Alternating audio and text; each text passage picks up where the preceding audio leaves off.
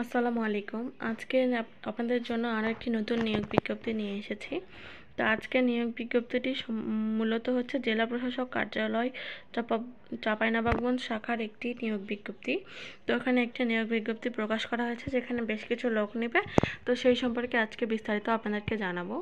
তো ভূমি মন্ত্রণালয়ের এই যে জেলা প্রশাসক কার্যালয় চাঁপাইনবাবগঞ্জের যে নিয়োগটি রয়েছে সেখানে পদ সংখ্যা রয়েছে 4টি, অর্থাৎ 4টি পদে লোক নিবে।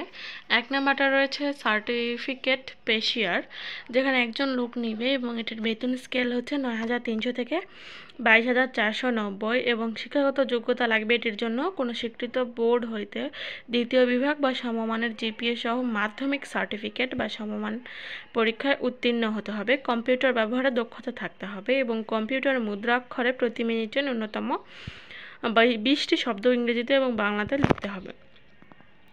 এখানে পদ সংখ্যা 1টি, অর্থাৎ এই পদে একজনই লোক নেবে। 2 নম্বরে রয়েছে ট্রেসার, এখানে 2 জন লোক নেবে।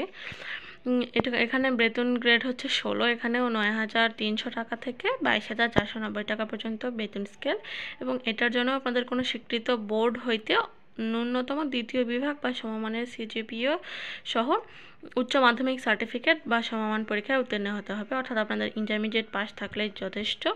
কোনো অনুমোদিত প্রতিষ্ঠান হইতে ড্রয়িং বিষয়ে অন্তত মনে করেন 6 মাস আর আপনাদের ড্রয়িং বিষয়ে একটি সার্টিফিকেট কোর্স থাকতে হবে। কম্পিউটার ব্যবহারে দক্ষতা থাকতে হবে এবং কম্পিউটার মুদ্রাক্ষরে প্রতি মিনিটে ন্যূনতম বাংলায় 20টি ও ইংরেজিতে 20টি শব্দের গতি সম্পন্ন হতে হবে। 3 নম্বরে রয়েছে নিরাপত্তা প্রহরী, এখানে 2 জন লোক নেবে। এটার বেতন গ্রেড হচ্ছে 8,000 টাকা থেকে 20,000 টাকা পর্যন্ত এটার বেতন গ্রেড। কোনো স্বীকৃত বোর্ড হতে ন্যূনতম দ্বিতীয় বিভাগ বা সমমানের সিজিপিএ থেকে মাধ্যমিক স্কুল সার্টিফিকেট হলে হবে, অর্থাৎ এসএসসি পাস হলেই আপনারা এখানে আবেদন করতে পারবেন। 4 নম্বরে রয়েছে অফিস সহায়ক, এখানে 18টি লোক নেবে এবং এটির বেতন গ্রেড হচ্ছে 20, কি 8,250 টাকা থেকে 20,010 টাকা পর্যন্ত। এটার ক্ষেত্রেও কোনো স্বীকৃত বোর্ড হইতে ন্যূনতম দ্বিতীয় বিভাগ বা সমমানের সিজিপিএ সহ মাধ্যমিক স্কুল সার্টিফিকেট বা সমমানের পরীক্ষায় উত্তীর্ণ হতে হবে, অর্থাৎ এসএসসি পরীক্ষায় আপনাদের কমপ্লিট থাকলে আপনারা এটাতে আবেদন করতে পারবেন।